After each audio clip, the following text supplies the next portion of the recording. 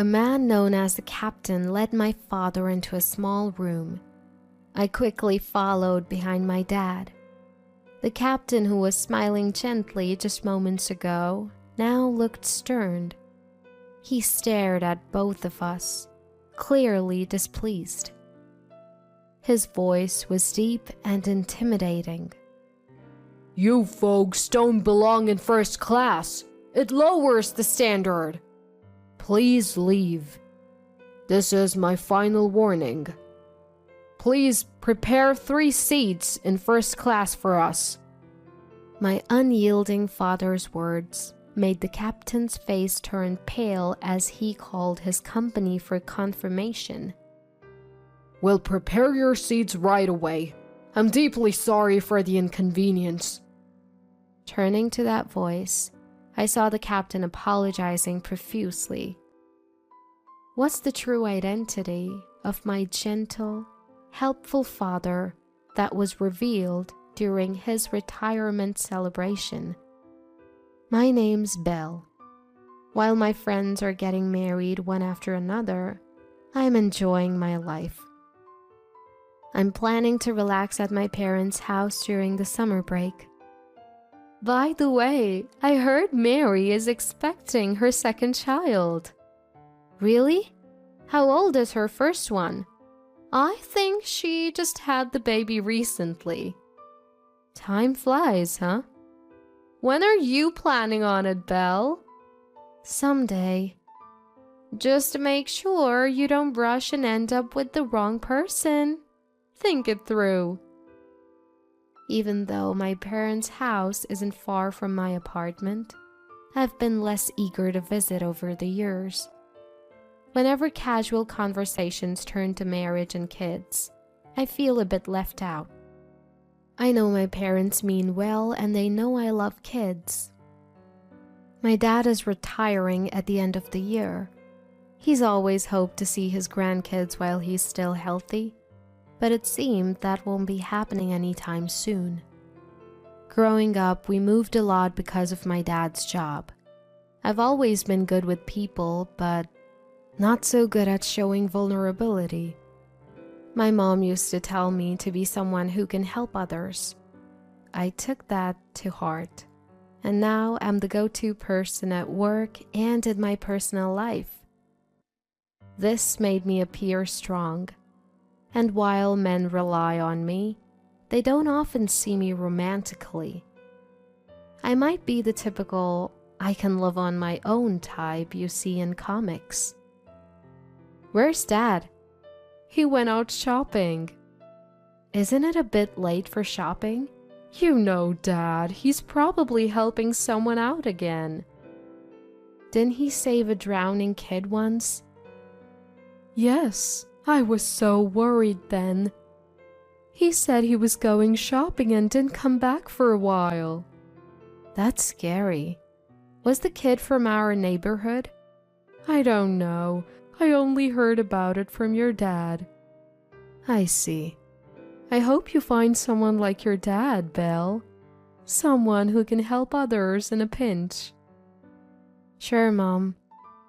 When Dad comes back, I've decided to make a special proposal to show my gratitude. I'm back. You're late. Hey, Belle. Welcome back. Thanks. Where did you go shopping?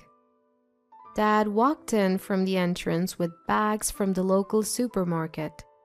It's only a 10-minute drive to the supermarket.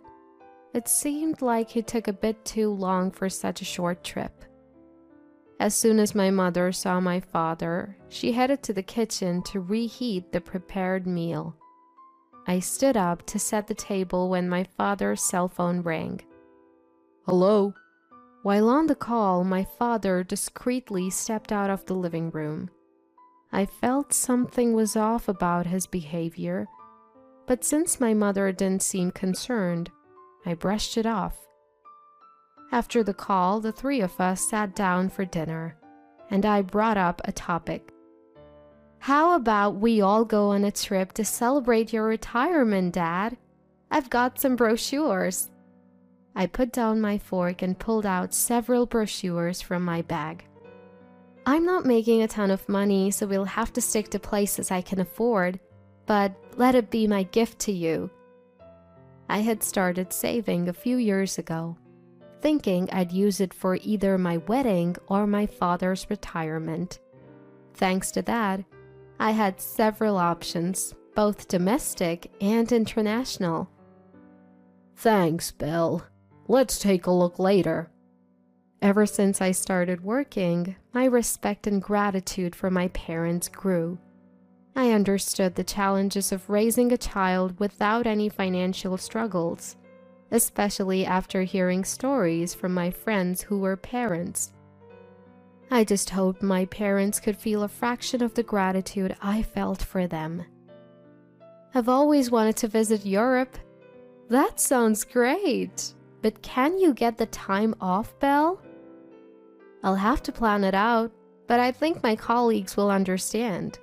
If we can take a longer break, maybe we can go abroad. Otherwise, a short domestic trip would be fine. Don't worry about me. Let's go wherever you want, Dad. After dinner, we looked through the brochures discussing potential destinations. Every place looked so appealing, with beautiful sceneries and delicious food. This looks delicious, right? Look at this one too. You two are all about the food, huh? We laughed and debated, eventually narrowing down our choices to about 5 destinations before deciding to sleep on it. The next day after lunch, as we were enjoying our coffee, my father received another phone call. He answered with a "Hello?" and stepped into the hallway. Has Dad been getting a lot of calls lately? Maybe more recently. He's retiring, so maybe it's work-related. Don't you ever ask who's calling? I don't pry into such things. Don't you get curious?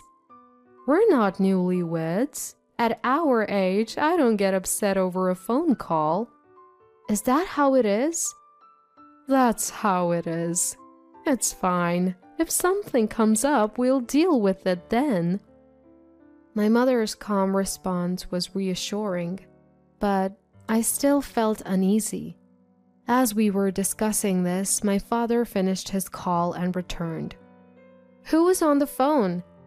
Oh, just someone. Someone you can't tell us about?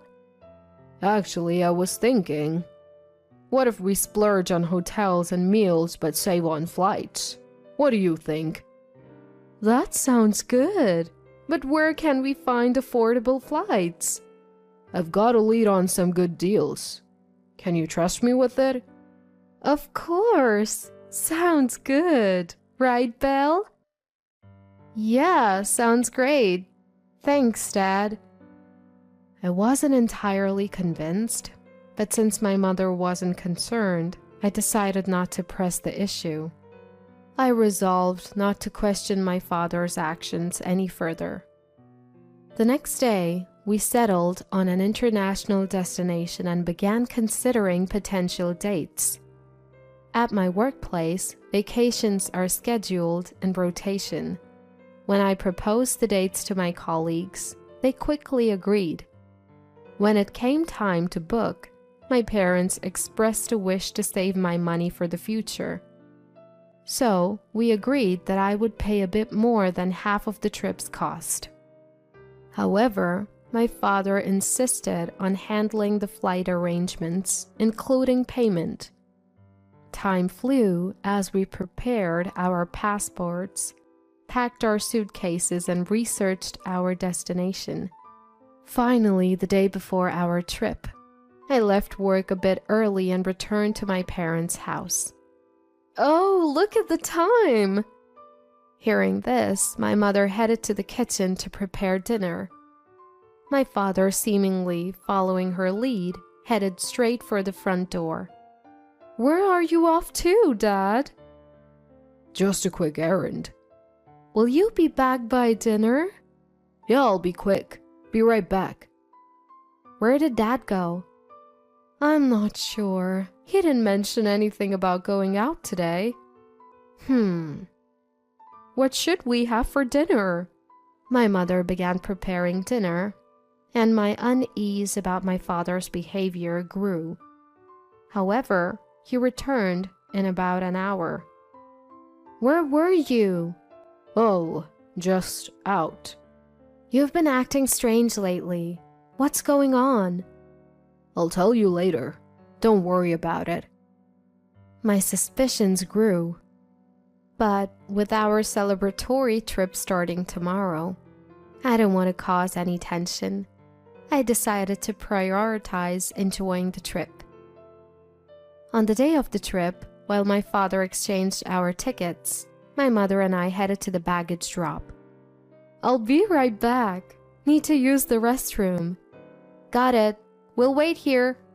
As I walked to the check-in counter, I spotted my father. He looked tense, seemingly in a disagreement with an airline employee. We made a reservation. I'm sorry, but we don't have any record of it. Just find us 3 seats. I'm truly sorry, but we don't have any available seats. That can't be right. There were seats available when I checked yesterday. I understand your frustration, but we don't have any seats. This is unacceptable. Please find a solution. My usually calm father was raising his voice. Suddenly, a tall, tanned man approached. He signaled to the staff and then addressed my father. Excuse me, sir. The captain. What seems to be the problem? We made a reservation, but they are saying it's not in the system. Plus, they're claiming there are no available seats. I even received a confirmation call about the reservation. I understand. Could you please come with me?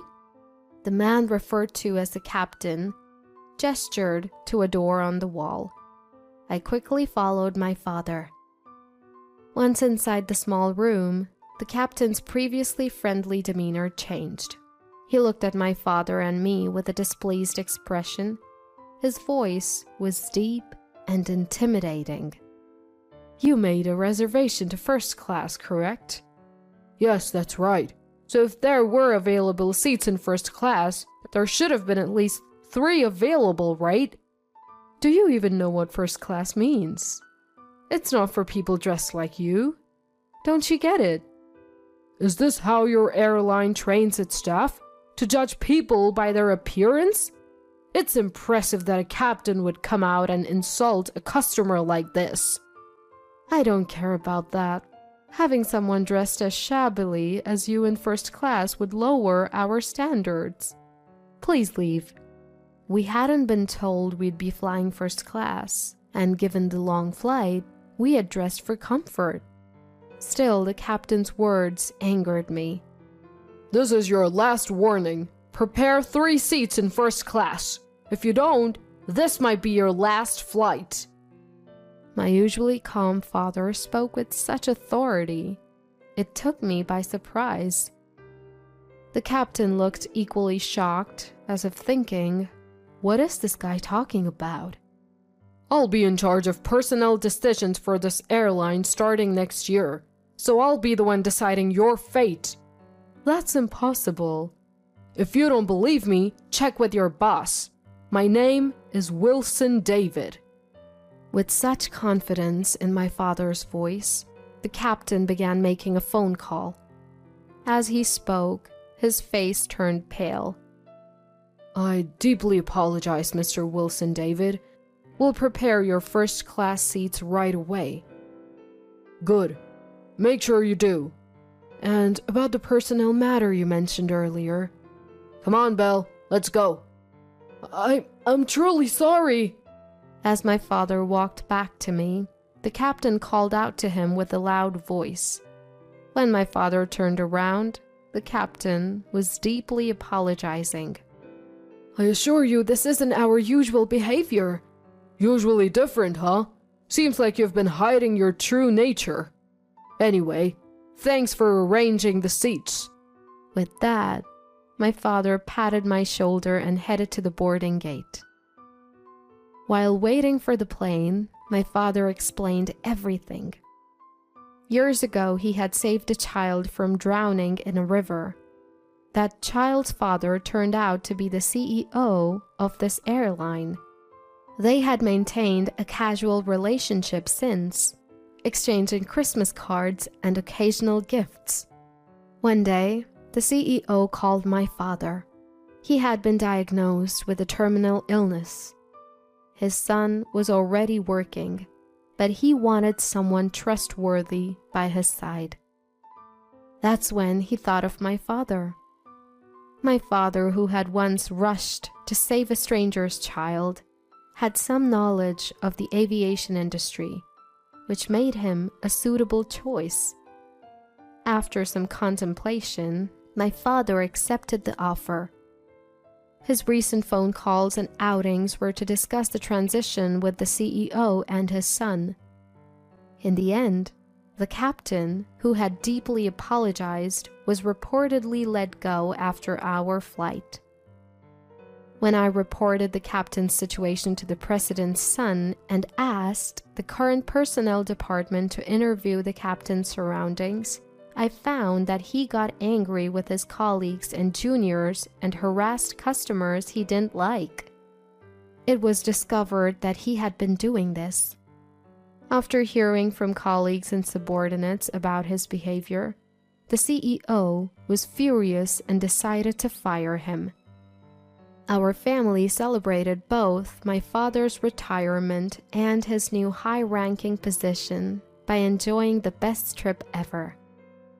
After returning, my father seemed even more involved in his work than before.